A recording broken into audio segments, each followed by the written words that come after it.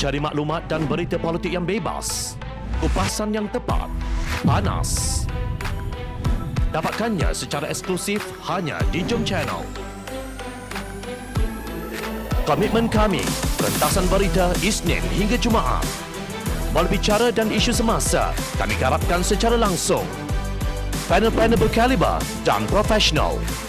Interaktif, pandangan anda kami raikan. Jangan lupa bersama kami di setiap hujung minggu dalam edisi khas mingguan. Jom Channel, moving forward, sharing a new experience.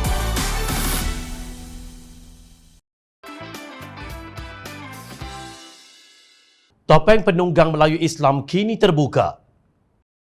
Ahli Parlimen Shah Alam Khalid Abdul Samad mengimbas kembali bagaimana beliau diejek sebagai broker dan mahu menghalau orang Melayu apabila berusaha untuk membangunkan kampung baru.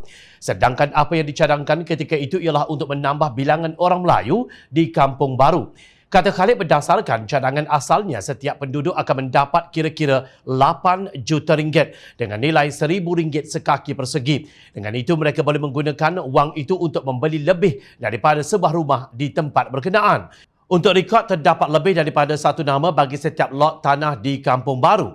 Nama-nama pada setiap lot itu layak mendapat bahagiannya untuk membeli rumah di situ.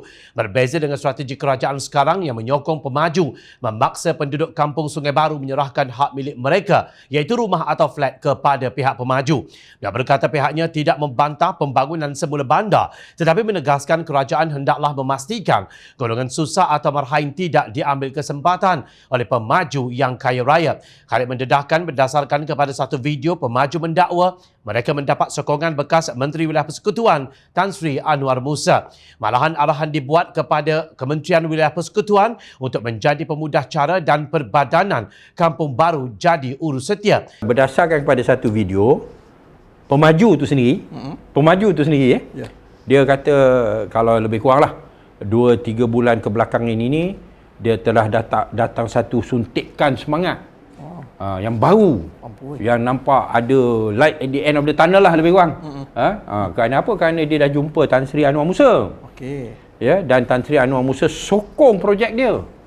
Malahan telah mengarahkan Kementerian Wilayah Persekutuan untuk menjadi pemudah cara. Dan mengarahkan Perbadanan Kampung Baru sebagai urus dia. Kononnya agensi kerajaan seperti Tenaga Nasional, Indah Water Consortium, IWK dan sebagainya turut menyokong dan membantu pemaju. Jika semua jentera kerajaan bantu pemaju, siapa pula nak bantu pemilik? Sehingga sampai pada tahap menggunakan Akta Pengambilan Tanah 1960 untuk mengambil tanah pemilik.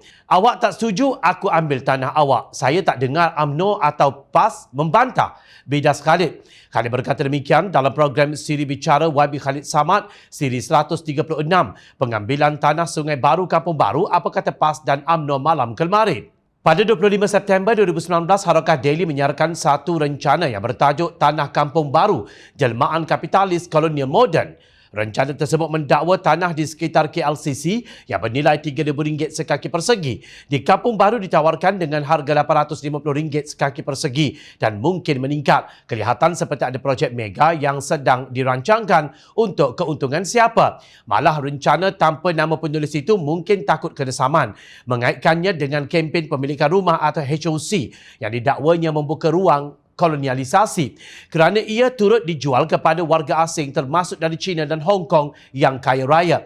Bagi saya, idea membuka pintu negara untuk memudahkan warga asing membeli hartanah Malaysia adalah idea yang sangat bahaya. Jelas ia membawa kepada kolonialisasi alaf baharu.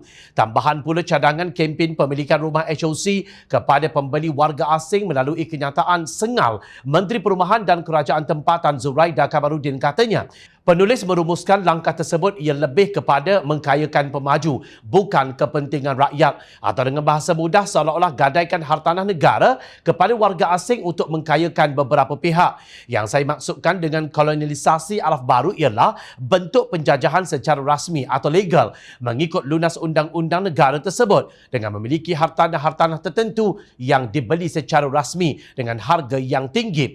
Ahli-ahli politik yang diberi kuasa oleh rakyat mengkhianati hak rakyat apabila menggadaikan tanah negara kepada warga asing. Seperti pepatah harapkan pegar-pegar makan padi, tegas penulis Harakah Daily itu. Rencana tersebut menggunakan analogi penolakan Sultan Abdul Hamid II yang bertegas tidak memberi peluang kepada Yahudi Zionis untuk mengadakan jual beli tanah Palestin kepada mereka.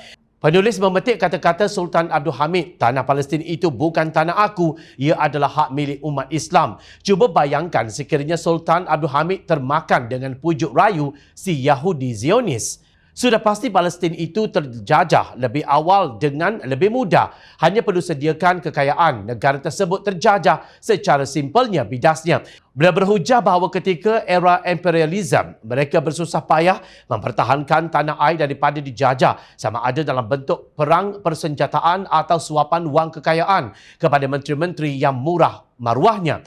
Katanya dalam kolonialisasi alaf baharu pula, pemerintah sendiri yang membuka ruang kepada orang luar untuk memiliki tanah di dalam negara. Sedikit demi sedikit ia membawa kepada kolonialisasi alaf baharu. Kolonialisasi zaman dahulu bersusah payah berperang dan bermodalkan persenjataan. Neo-kolonialisasi pula perlu bermodalkan pengaruh, kuasa politik sesebuah negara. Manakala kolonialisasi alaf baru pula bermodalkan duit untuk beli hartanah dan bermodalkan kebodohan menteri dakwanya. Demikian, penulis memfitnah Menteri Pakatan Harapan menjual harta rakyat tanpa mencari sumber yang sahih.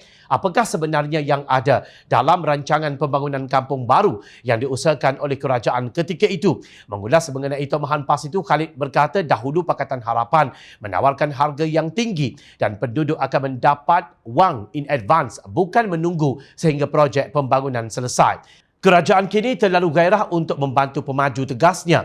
Menteri Keluarga 69 bersekongkol dengan pemaju yang menilai tanah di kawasan itu dengan harga hanya RM400 sekaki persegi. Manakala pemilik unit D-flat pula diberikan pampasan sekitar RM240,000 seunit sahaja.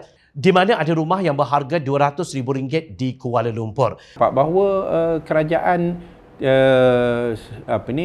terlalu gairah nak bantu pemaju dan tak ambil kisah tentang masalah penduduk. Dan ada dalam kes flat, pasal yang Kampung Sungai Baru ni ada flat, ada rumah teres. Ada yang flat ni dia buat dia punya pendengaran, dia punya siasatan, dia orang bagikan penilaian satu kaki persegi RM400. Ya, ataupun kalau dalam dia punya penulisan tu dia tulis 1 meter persegi, ya, 1 meter persegi tu sama dengan 10 kaki persegi lah. 1 meter persegi sama dengan 10 kaki persegi. Dia kata 1 meter persegi RM4,000. Ya, maknanya 1 kaki persegi RM400. Ya, lalu untuk flat tu dia dapat dalam RM240,000.